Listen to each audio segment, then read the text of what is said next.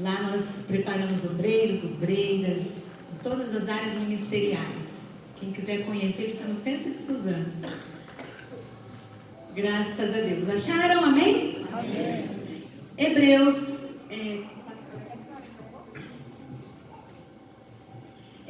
capítulo 12, versos 5 até o 11. Diz assim a palavra do Senhor: Já vos esqueceste da exortação que argumenta convosco como filhos? Filho meu, não despreze a correção do Senhor e não desmaies quando por ele fores repreendido, porque o Senhor corrige o que ama e açoita a quem que recebe por filho. Se suportais a correção, Deus vos trata como filhos, porque filho há a quem o pai não corrija? Mas se estáis sem disciplina, de qual todos são feitos participantes, sois então bastardos e não filhos. Além do que, tivemos nossos pais segundo a carne, para nos corrigirem, e nos reverenciamos, não nos sujeitaremos muito mais ao Pai dos Espíritos para vivermos? Porque aquele que na verdade por um pouco de tempo nos corrigiam, como bem lhes parecia, mas este para vós, nosso proveito, para sermos participantes da sua santidade. E na verdade, toda correção ao presente não parece ser de gozo, senão de tristeza, mas depois produz um fruto pacífico de justiça, nos exercitados por ela. Amém. Agora vamos para Gênesis capítulo 12.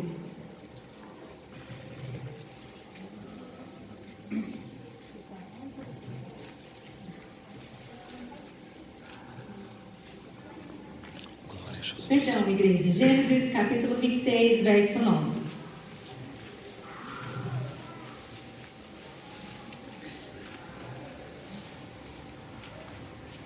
Gênesis 26 e 9. Então chamou Abimeleque a Isaque e lhe disse: Eis que na verdade é tua mulher.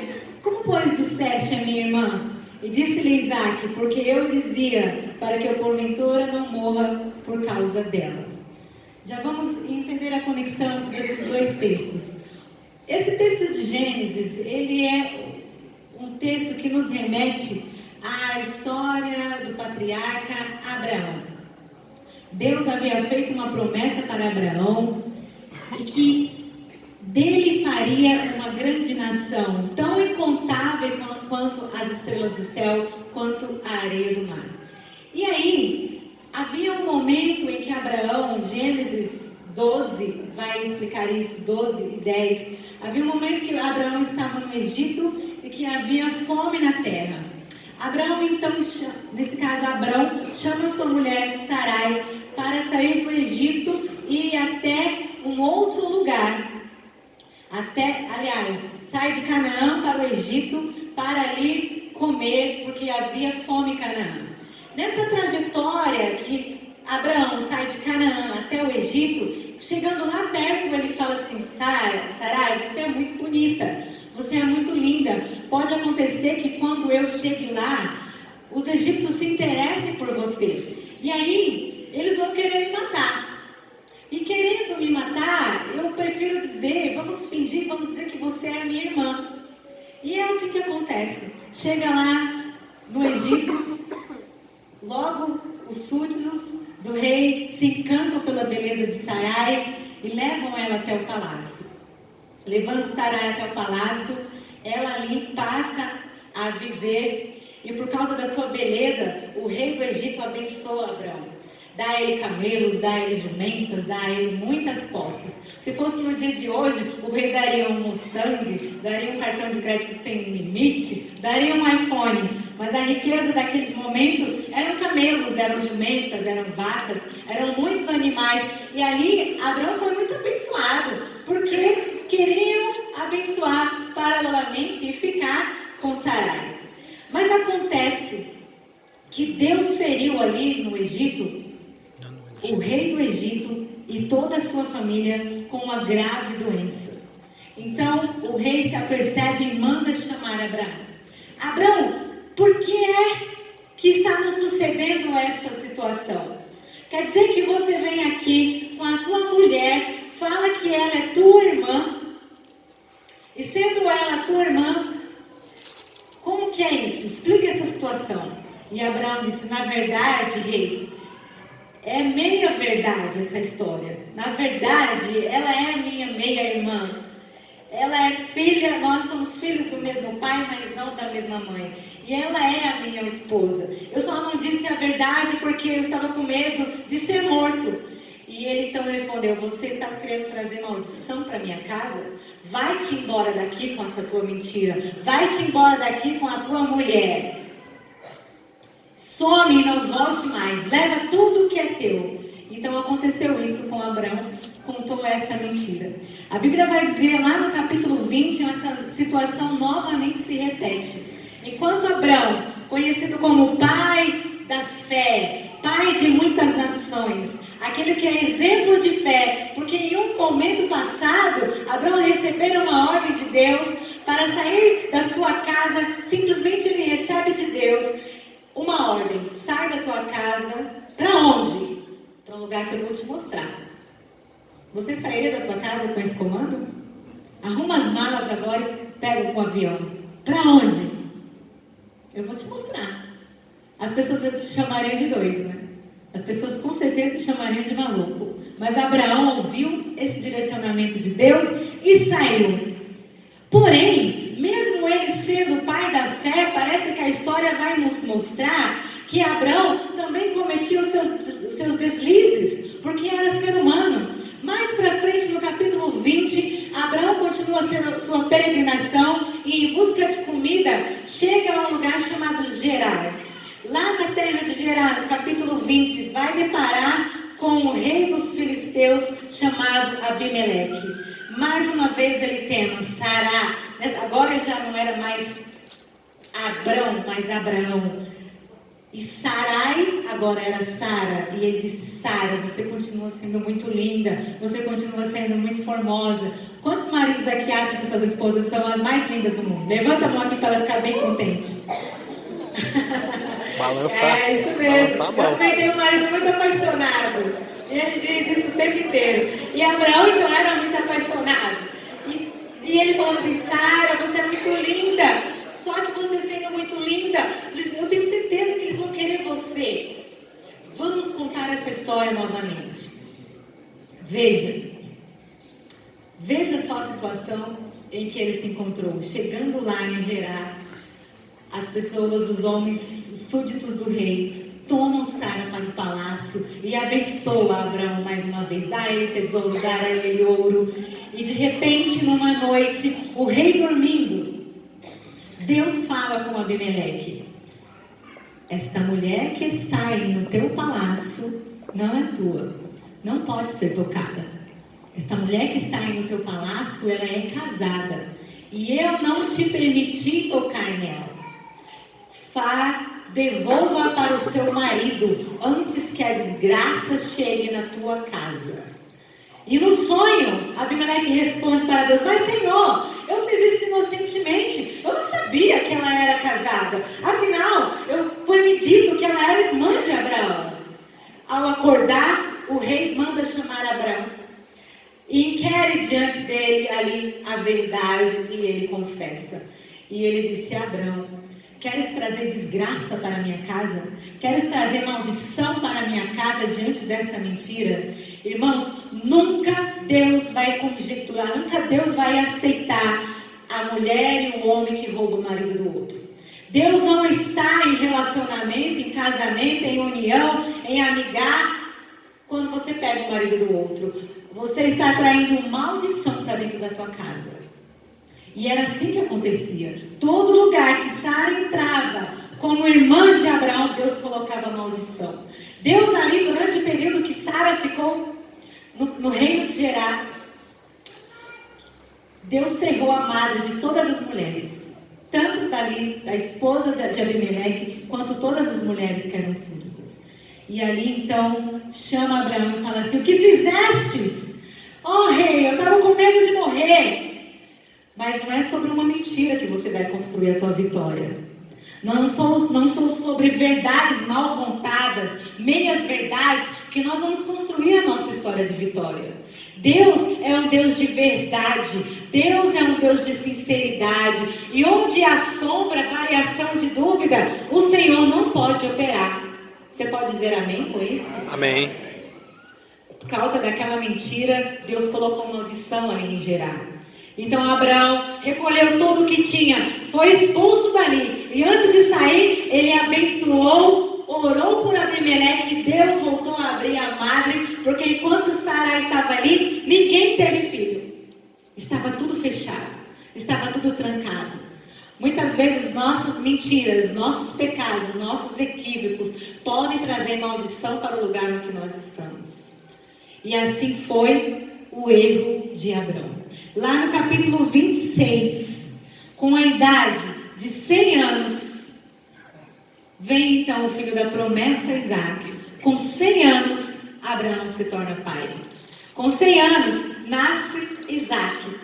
E ali, após o nascimento de Isaac, Isaac cresce, Isaac vai para aquela história em que ele é levado como cordeiro para ser sacrificado, morre Sara. Isaac cresce, conhece uma linda donzela chamada Rebeca. Ao conhecer Rebeca, casa-se com ela. E ali geram 2 filhos gêmeos, Esaú e Jacó. Cadê os conhecedores da Bíblia? Esaú e Jacó. Esaú e Jacó. Ao chegar numa outra situação em que havia fome na terra, presta atenção nisso. A história parece que volta a repetir-se. Havia fome na terra. Isaac vai mais uma vez ali, agora não era mais Abraão, mas era Isaac, Gerar. Vai a Gerar, vai ao reino de Abimeleque e chega lá com a sua linda donzela. O que é que Isaac faz? Diga que você é minha irmã. Repete o pecado do pai. Não diga que você é minha esposa, diga apenas que você é minha irmã. Isso é tão forte. Nós, como pais, não sabemos o que inconscientemente estamos ensinando aos nossos filhos. Eu tenho certeza que Abraão nunca havia dito que ele deveria sair por aí contando mentiras. Mas apenas as atitudes de Abraão serviram de mau exemplo para o filho repetir o mesmo erro. Acontece que o versículo 8 do capítulo 26 de Gênesis vai dizer assim: aconteceu que, como ele estava ali muito tempo, Abimeleque, rei dos filisteus, olhou por uma janela e viu, e eis que Isaac estava brincando com Rebeca, sua mulher. Brincando com Rebeca é um eufemismo, uma palavra para suavizar uma ideia mais forte. Brincando com a intimidade de homem e mulher. E ali, no versículo 9, diz: então chamou Abimeleque a Isaac e disse: eis que na verdade é tua mulher. Como pois disseste a minha irmã? E disse-lhe Isaac: porque eu dizia, para que porventura não morra eu por causa dela. E disse Abimeleque: que é isso que nos fizeste? Certamente se teria deitado alguém deste povo com a tua mulher, e tu terias trazido sobre nós um delito. E mandou Abimeleque a todo o povo, dizendo: qualquer um que tocar neste varão e nesta mulher, certamente morrerá. Veja, amados, que essa história, ela é tão interessante e tem tudo a ver com a nossa realidade, com os nossos dias. Como pais, como os filhos, muitas vezes nós não paramos para pensar nas consequências das nossas palavras, das nossas atitudes, daquilo que escondemos, das meias verdades que dizemos. E isso se concretizou aqui na história de Abraão, de Isaac, de Rebeca, de Esaú, que enganou ao seu pai. Jacó. E isso acontece em muitas narrativas bíblicas e também acontece nas nossas vidas. Quantas histórias nós já inventamos? Quantas mentiras nós já contamos? Quantas coisas nós já manipulamos? Fala que eu não estou. Quantos compromissos nós demos desculpas para fugir deles? Quantas desculpas nós já demos quando o pastor convoca para uma coisa e a gente, que eu estava trocando o pneu do carro. Quantas convocações, quantos chamados o Senhor já colocou para você e você disse agora, não, Senhor, é que eu estou um pouco ocupada com determinada situação. É natural do ser humano mentir.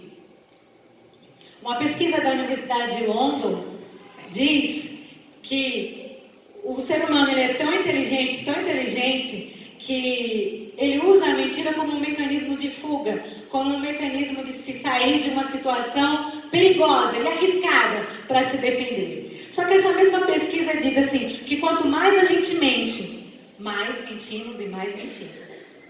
A mentira, ela de repente se torna tão comum nas nossas vidas que nós enganamos o mecanismo do nosso cérebro. O nosso cérebro, quando ele detecta a mentira, ele acelera os nossos sentimentos, o coração acelera, o rosto fica avermelhado. Mas à medida que você vai se acostumando a contar mentiras e desculpas e dizer meias verdades, o teu cérebro não detecta mais aquilo como uma grave mentira. E aí você se acostuma com ela.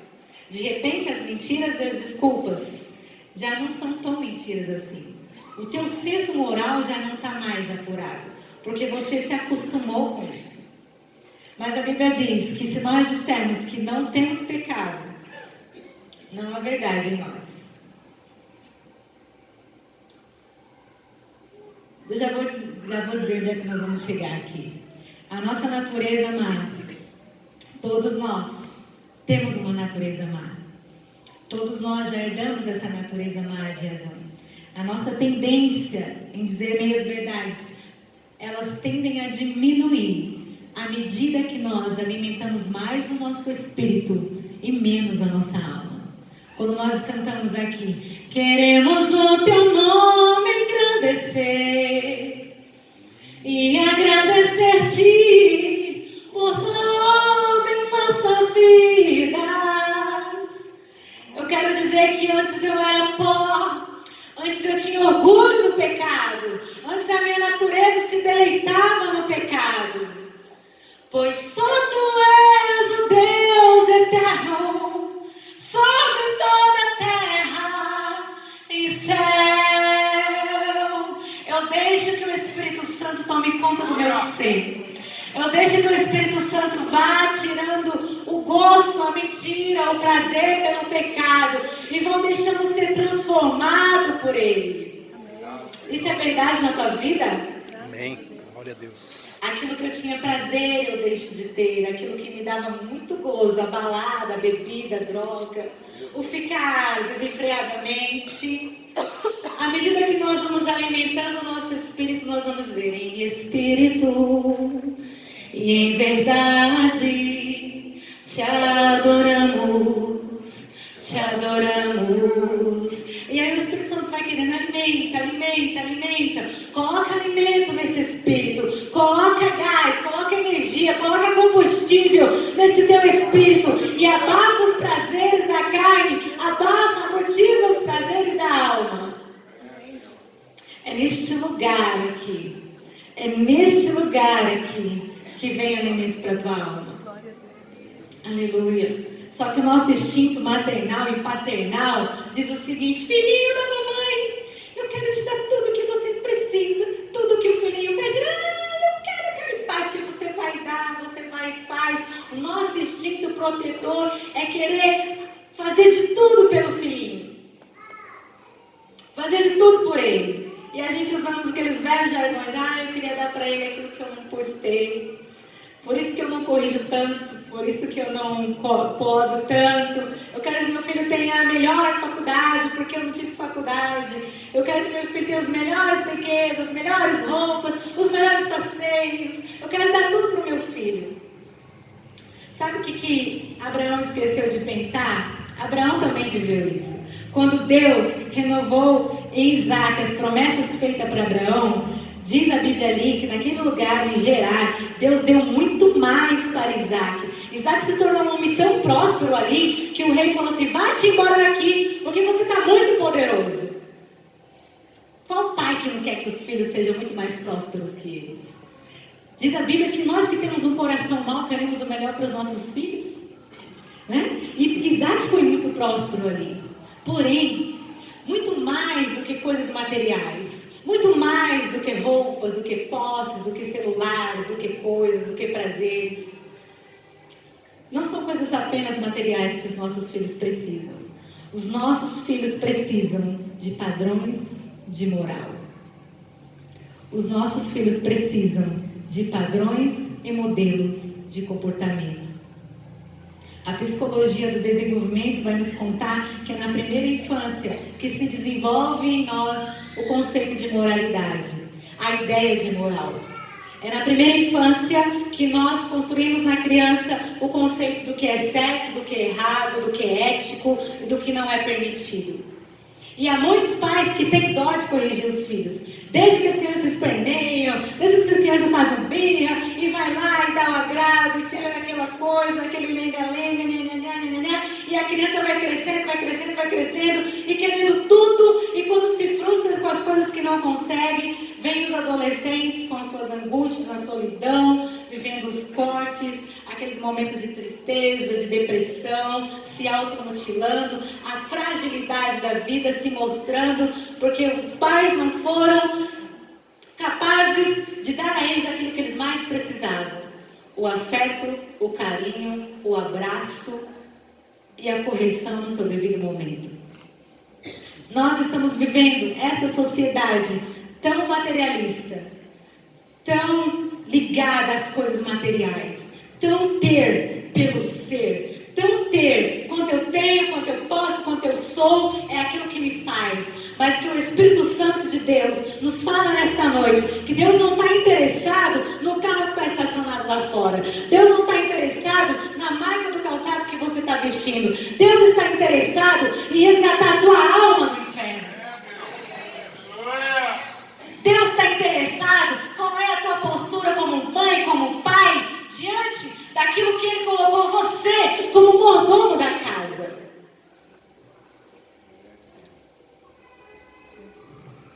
Será que Deus reina no nosso lar? Quem é que toma conta do nosso lar? Quem é que domina na nossa casa? Quem é que está lá como voz de profeta diante das nossas casas? É isso que o Senhor coloca no meu coração nessa noite para dizer para nós. Veja o exemplo de Abraão e de Isaac. O filho repetiu o mesmo erro do pai. Quantas vezes nós nos vemos repetindo os mesmos erros dos nossos pais? Quantas vezes fazemos e cometemos, assim, meu Deus, eu estou fazendo igual a minha mãe. Sabe por quê? Porque isso é inconsciente. Isso é inconsciente. Da mesma forma que quando alguém você cobra, fala lá que eu não estou. Ah, mas esse pastor é isso, mas aquela irmã é isso. Da mesma forma que você murmura, reclama, o teu filho vai crescer com esses mesmos exemplos. Mas é na dinâmica do lar. É na dinâmica do lar. Aí eu volto lá para Hebreus.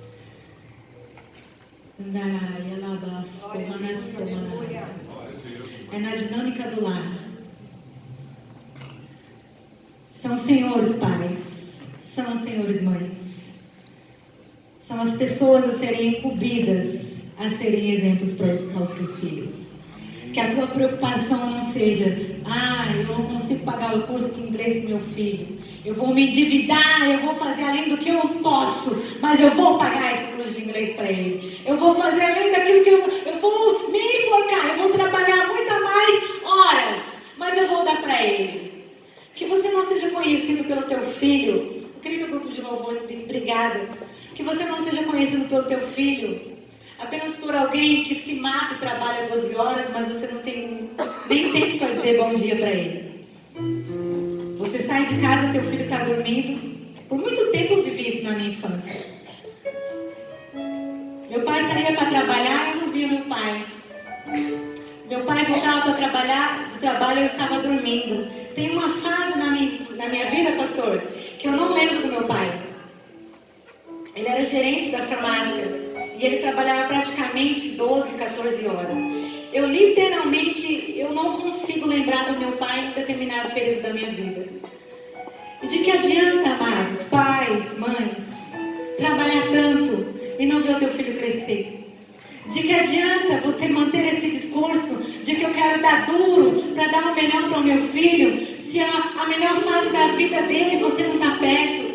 Você não está perto para levantar ele quando cai. Você não está perto para tratar o machucado dele quando dói. Você não está perto para perceber que ele está lá no quarto se automutilando. Você não está perto para ver com quem que ele conversa no WhatsApp.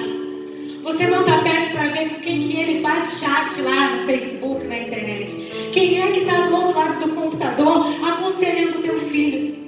Que tipo de conselho é esse que ele está falando? Não adianta buscarmos as coisas terrenas. Não adianta centralizarmos em trocar o carro, comprar móveis para casa. Se o melhor está passando. O tempo vai passando, as crianças vão crescendo, as crianças vão se envolvendo, vão entrando na juventude. O diabo vai contando coisas no ouvido deles. E de repente você vê-los escorregar pelas tuas mãos e dizer depois: onde foi que eu errei? Onde estava eu que não vi a minha menina crescer?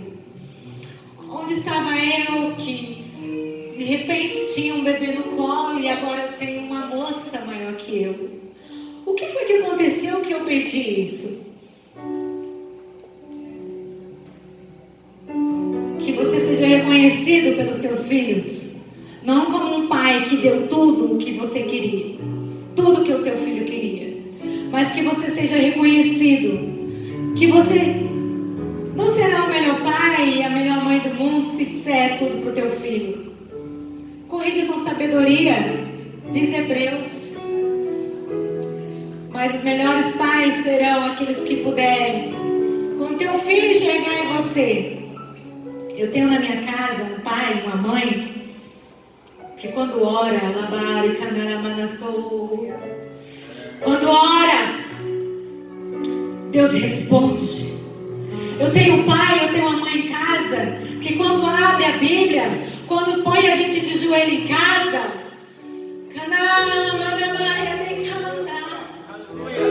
o Espírito Santo toma casa de forma que nós não podemos nos conter em lágrimas.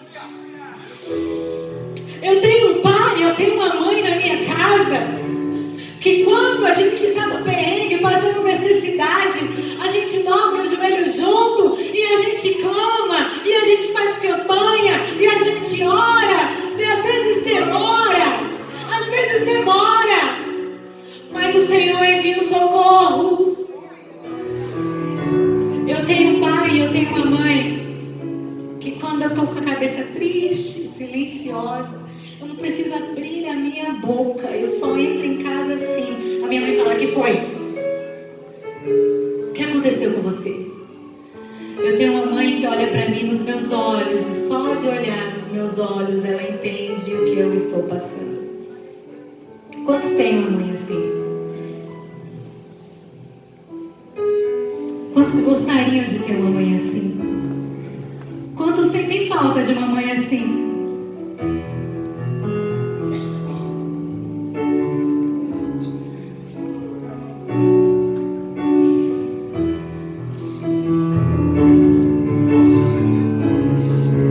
Glória a Jesus. Aleluia.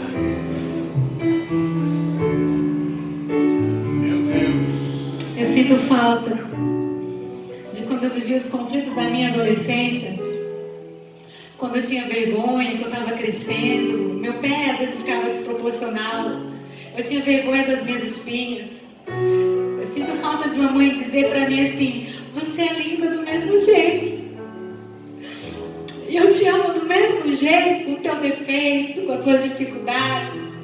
Eu sinto falta de quando eu sofria bullying na escola e todo mundo ria da gente por causa que a gente era gordinho, porque a gente era magrinho, por causa de tudo que as pessoas inventam, que tinha testa grande, perna torta.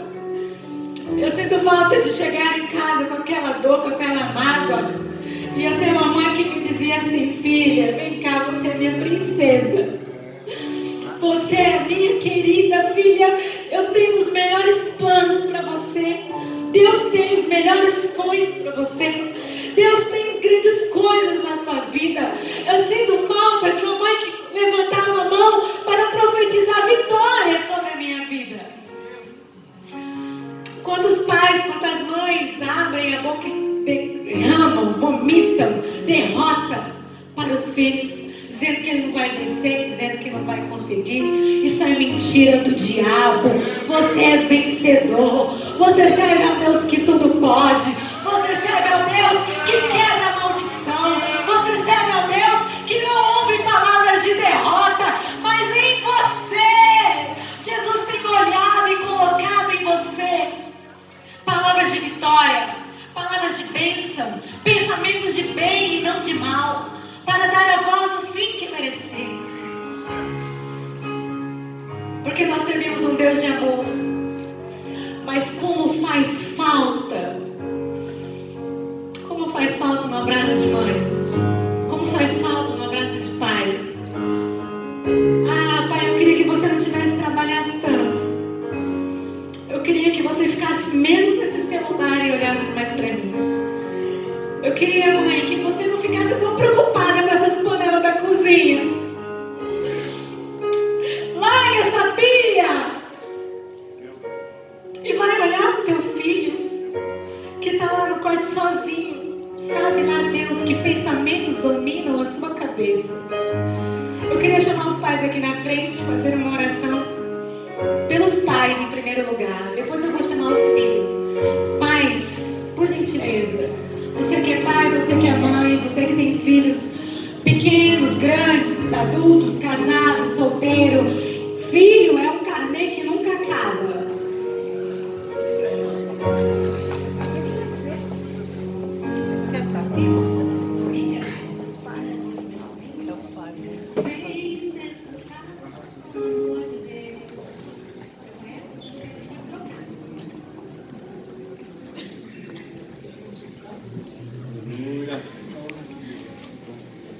Descruza o braço, solta.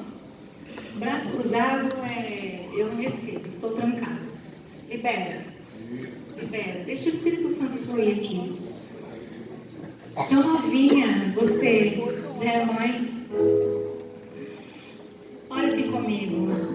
Espírito Santo de Deus. Quantas vezes eu errei? Quantas palavras eu devo ter falado para o meu filho que machucaram?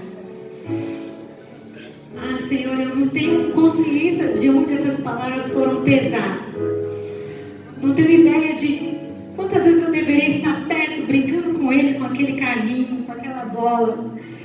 Eu estava ocupada com o meu jogo, com meus compromissos, com as minhas coisas. Deus, nesta noite eu reconheço que sou falha.